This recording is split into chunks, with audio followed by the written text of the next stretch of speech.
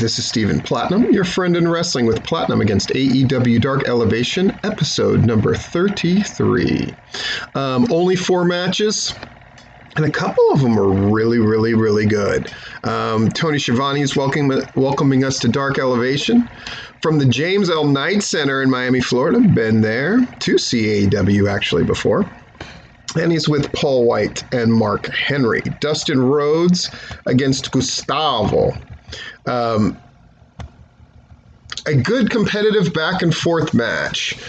Dustin, of course, wins with the backline driver. So graded on a 3-check scale. This is obviously a match that was a foregone conclusion match. So Dustin Rhodes won in definitive fashion. Looked good in the process. But Gustavo looked great here, too. Dustin definitely did his level best to make sure Gustavo looked great. So 3 check marks. Move on to match number 2. Wardlow against Will Austin in the biggest foregone conclusion of the foregone conclusions. Definitely rolls right over Will Austin. Will Austin gets no offenses and no threat to win this match, and then gets hit with that falling and then knee to the face that he calls the casualty of war. 3 check marks. Will Austin did his job here, which is to make Wardlow look awesome. Santana and Ortiz against Jaka and Sean Maluta. A cool back and forth match for a while. No doubt about it.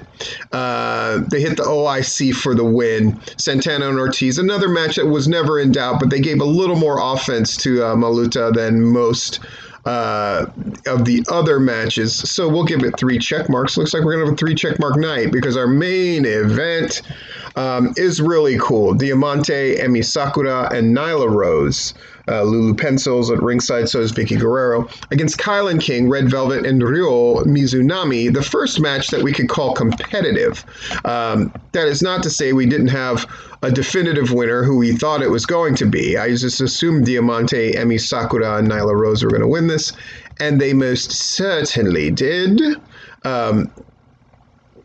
So Rose escapes, gets an assist from Diamante, and hits the Beast Bomb for the win.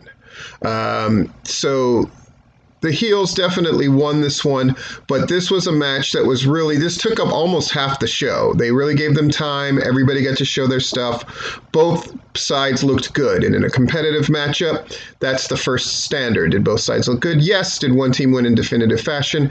Absolutely. And was something advanced for later, perhaps? I think so. I think we can see different variations of the matchups between the individuals on one team and on another. But I gotta say, another elevation that really didn't advance a whole lot.